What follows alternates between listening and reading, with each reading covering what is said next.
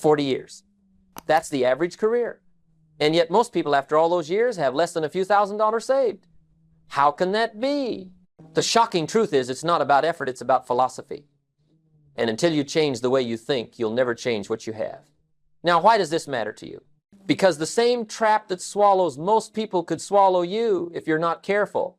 And in this video, I'm going to show you exactly why so many spend decades working hard but still end up broke, and more important, how to avoid it. You'll learn the simple shifts that separate the few who build freedom from the many who remain trapped. By the end, you won't just understand why effort isn't enough, you'll know what to do about it. Think about it.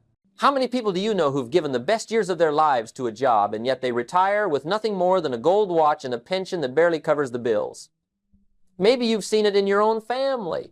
Maybe you've felt it yourself working hard, but somehow never catching up. It's discouraging, isn't it? You start to wonder if the whole system is rigged. But here's the truth. It's not the hours, it's the approach. And once you understand that, you can step out of the trap most people never escape. So in this session, I want to take you inside the real reason most people spend 40 years working and still end up broke. We're going to uncover the common mistakes, the hidden philosophies, and the small errors in judgment that compound over a lifetime. And I'll also share the disciplines, the strategies, and the philosophies that turned my life around from being broke at 25 to financially free by 31. Along the way, you'll discover why hard work alone is never enough, why effort without philosophy leads to exhaustion, and why wealth is built not on hours, but on habits. Stay with me, because what you'll learn here could save you from decades of frustration and put you on the path to building freedom while you still have time. You know, here's something most people completely miss. And it cost them 40 years of their lives. They've been told since childhood, by parents, by teachers, by the system itself, that if you just work hard, if you just put in the hours, show up every day, sweat and grind, everything will turn out fine. That's the old philosophy, the one that sounds so noble, so simple, so right. But here's the truth that very few people ever discover until it's too late. Hard work alone doesn't guarantee wealth. It only guarantees that you'll get tired. Think about that for a moment. You can pour 40 years of your life into a job and at the end still have little more than a pension that barely covers the bills. Does that sound like success? Or does that sound like a trap? Let me tell you from my own experience. At age 25, I was broke. Not just short on money broke. I was working hard, putting in the hours, doing everything I thought was right. But my mentor, Mr. Rohn, looked me straight in the eye and said, "Jim, you don't have a money problem, you have a philosophy problem." That cut me to the core, because I realized he was right. The truth is, effort without wisdom, work without a plan, labor without philosophy, it doesn't lead to prosperity, it leads to exhaustion. You can dig all day long, but if you're digging with a spoon instead of a shovel, you'll wear yourself out before you ever reach the goal. Isn't that the perfect picture of so many people today? Working, sweating, grinding, yet still behind on their bills, still stuck in debt, still without freedom. Now, why does this happen? Because somewhere along the way, we confused activity with achievement. We thought that moving fast meant moving forward. But there's a difference between motion and progress. Picture a man running on a treadmill. He's sweating, he's panting, he's burning calories. But is he going anywhere? No. That's the trap of hard work alone.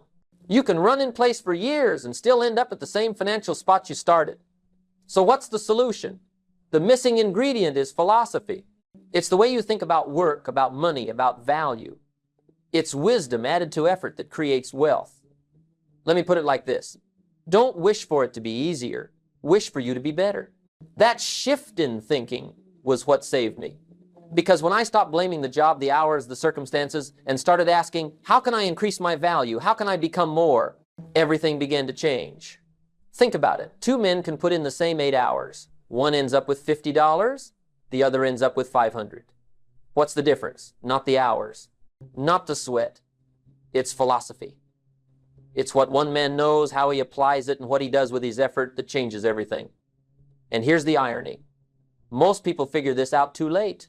They wake up at 60, after decades of sincere, honest, hard labor, and realize the system never promised them freedom. It only promised them wages. And wages, by themselves, never made anyone rich. You have to pair effort with philosophy, or you'll spend your life digging with a spoon and wondering why the hole never gets deep enough. So let me ask you, are you digging with the right tool?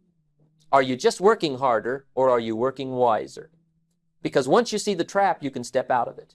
And that's exactly what we're going to do in the next part. We're going to uncover the hidden driver behind every result you've ever had. The thing that quietly shapes your habits, your choices, your bank account, and your entire future. And when you understand it, you'll see why effort alone will never be enough. Now here's where we move to the real heart of the matter, the piece that explains why, too, people can work the same hours, at the same company, for the same pay, and yet end up with completely different results after a lifetime. One retires with choices, with freedom, with peace of mind. The other retires broke, dependent, maybe even bitter, wondering where all those years went.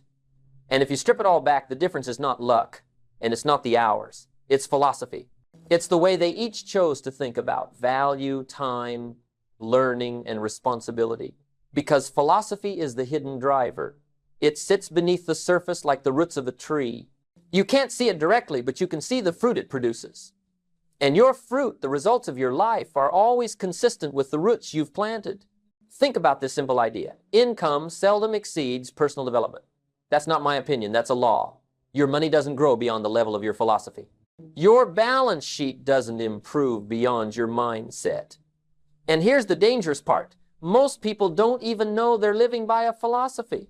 They think they're just getting by or doing the best they can. But behind every action is a way of thinking. And that way of thinking is what compounds day after day, year after year, until 40 years later it shows up in your bank account. Let me give you a picture.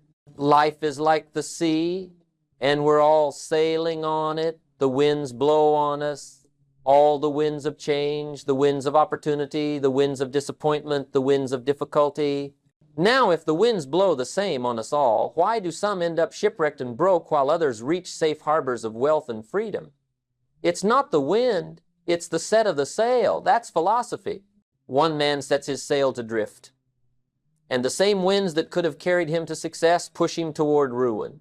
Another sets his sail with clarity, with discipline, with vision, and the very same winds lift him to freedom.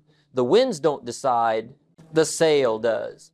That's why my mentor used to tell me, Jim, don't ask for the wind to change, ask for you to change. Don't wish for a better economy, wish for better philosophy. And I'll tell you, the day I understood that, the day it really hit me, was the day my life started to shift. Because I realized I didn't have to wait for the system to improve, or for wages to magically increase, or for circumstances to somehow favor me. I could adjust my sail. I could adopt a new philosophy. And once I did, the results began to follow me instead of elude me.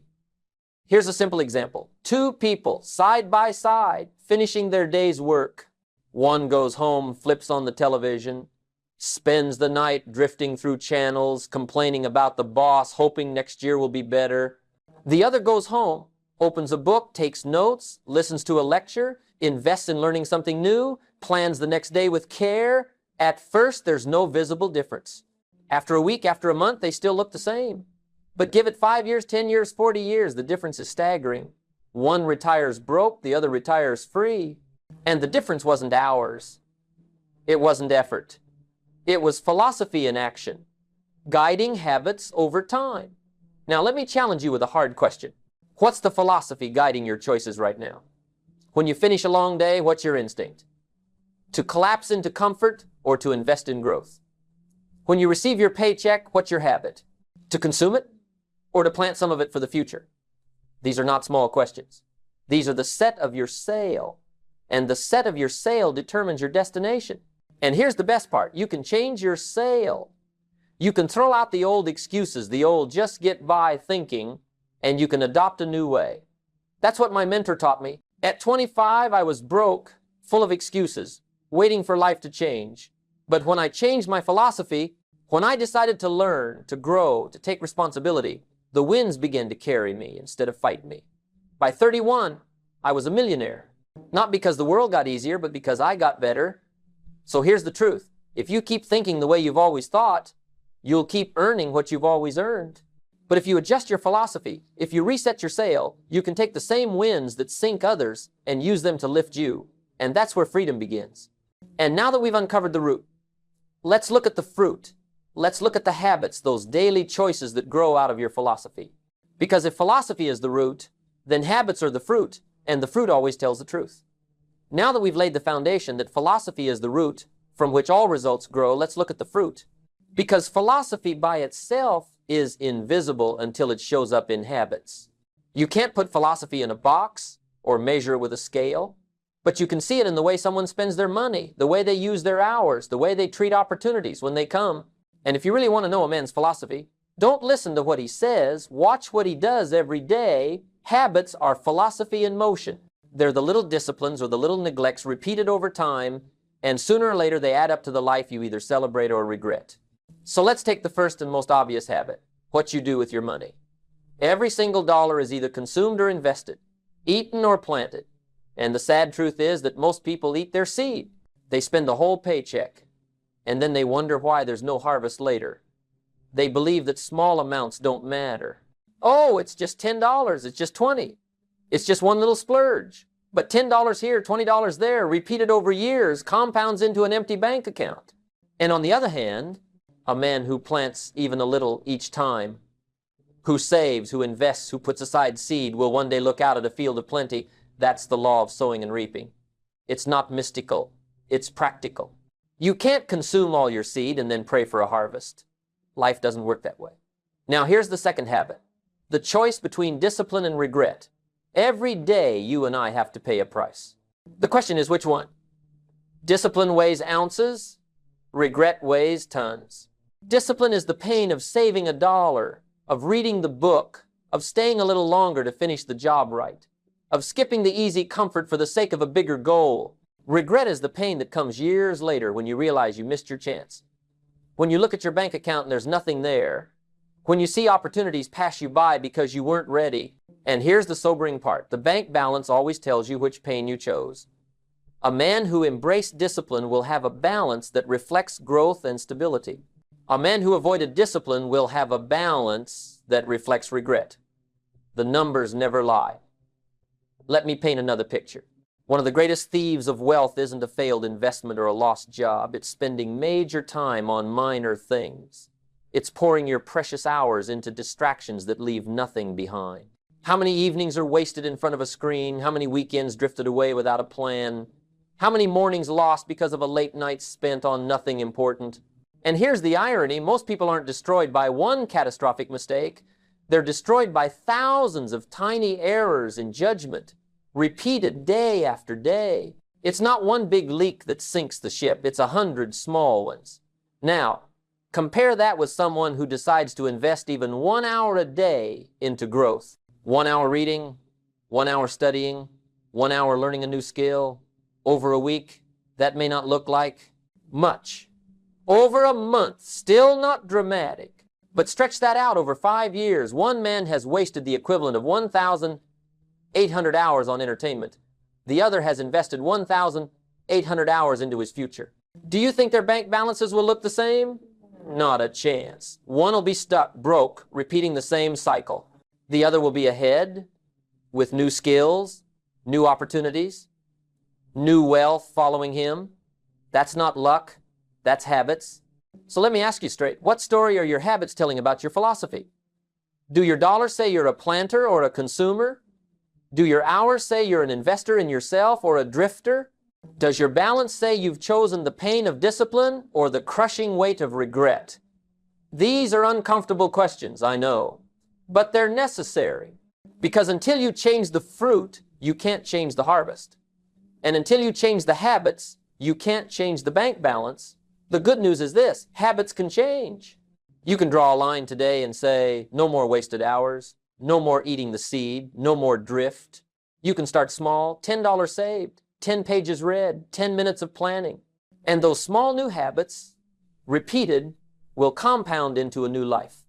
Because just as neglect compounds into regret, discipline compounds into wealth. That's the promise. So remember this, philosophy is the root, habits are the fruit, and the fruit always tells the truth. And once you take ownership of those habits, once you stop excusing and start planting, You begin to step out of the trap that keeps most people broke after 40 years of hard work. Now that brings us to the turning point, the moment where you stop shifting blame to the outside world and start taking full responsibility. Because habits only change once you accept ownership. And ownership is the bridge between excuses and freedom. Let's talk about that next. Now here's where we get to the real dividing line between those who spend 40 years working and end up broke, and the few who spend 40 years working and end up free. It's not the government, it's not the company, it's not the system, and it's not luck, it's responsibility. That's the line. And most people never cross it. They live their whole lives with a pocket full of excuses. They've got a story ready for why they're not where they want to be. Taxes are too high, wages are too low, the company doesn't recognize them, the government doesn't care about them, the economy is rigged, their parents didn't give them a head start, on and on the list goes. And do you know what all those excuses have in common? They hand your future to somebody else. They leave you powerless, waiting for the outside world to fix your inside life. I know this because I did it myself. At 25, I had a long list of reasons for why I was broke. I blamed everything and everybody, and then my mentor looked me in the eye and gave me one of the hardest lessons of my life. He said, Jim, take out a piece of paper. Write down every excuse you've ever used. Fill the page. Write them all. So I wrote down, taxes are too high, wages are too low. The boss doesn't see my worth. I came from a small town. I didn't have the right education. I didn't have the right connections. And when I finished, he told me to tear it up, rip it to shreds. And then he said, now take a new sheet of paper, write one word on it, me. That moment changed everything. Because I realized that as long as I blamed, I couldn't change.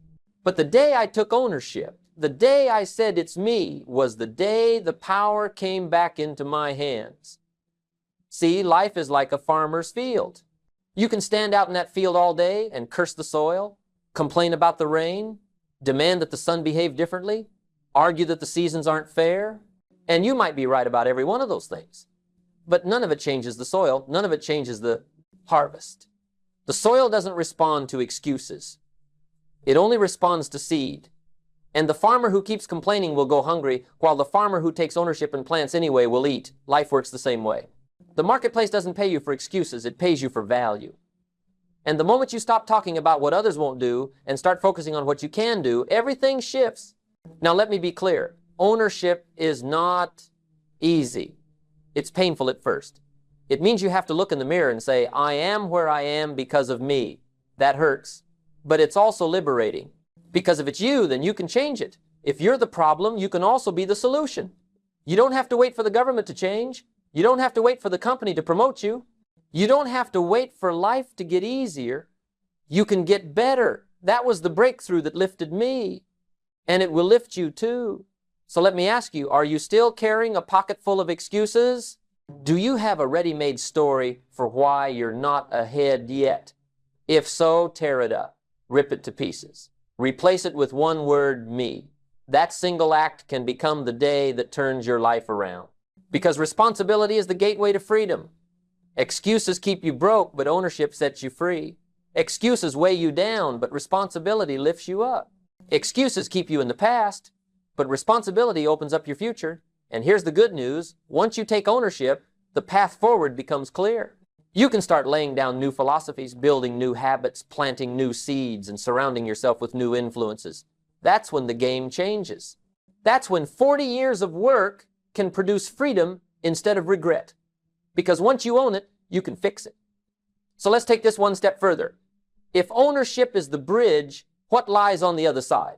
A new philosophy of wealth. Not tricks, not shortcuts, but the timeless fundamentals that turned effort into freedom.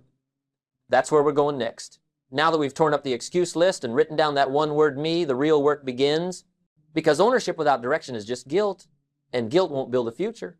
You need a new philosophy, a way of thinking so strong, it reshapes your habits, reorders your priorities, and redirects 40 years of effort into something that compounds into freedom instead of debt. And I'll tell you this, when I was broke at 25, living in survival, it wasn't more hours I needed, It wasn't a second job I needed. It wasn't luck I needed. It was a new way of thinking. My mentor showed me that wealth is never an accident. It's built on fundamentals. And the fundamentals are simple: clear goals, growing knowledge, and the right associations. Those three are the pillars of a new financial philosophy. Without them, you'll drift. With them, you'll design. Let's start with goals. Most people drift through life without them. They wake up, go to work, come home, and repeat, hoping someday things will be better. But hope is not a strategy. My mentor once told me, if you don't have goals, I can guess your bank balance. He didn't need to see the paycheck. He didn't need to see the numbers.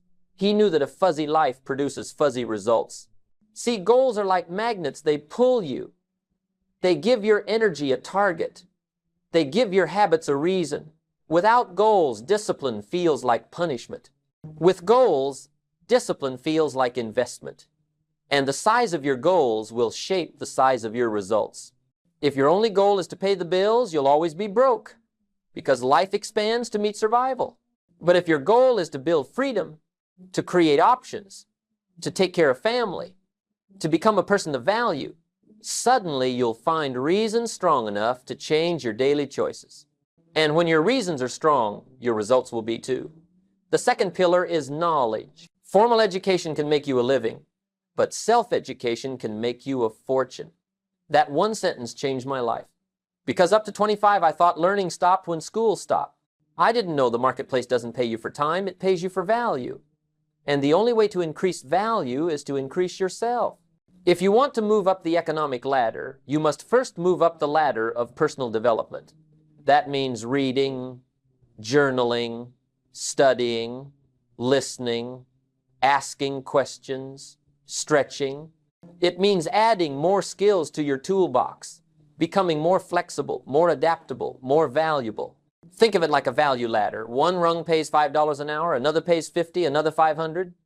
The ladder is the same for everyone. The question is, which rung will you stand on? And the answer is determined by what you know, what you can do, and what you become.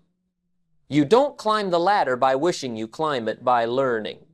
And the third pillar is associations. This one is so overlooked, but it might be the most powerful of all. You become the average of the 5 people you spend the most time with. That's not a slogan, it's a law. Spend time with complainers, you'll complain. Spend time with drifters, you'll drift. Spend time with people who are broke, bitter, negative, you'll start thinking the same way. And soon your bank balance will look the same way. But if you spend time with those who are disciplined, positive, growing, and striving, their energy will rub off on you. They'll stretch you, challenge you, make you uncomfortable in the best way.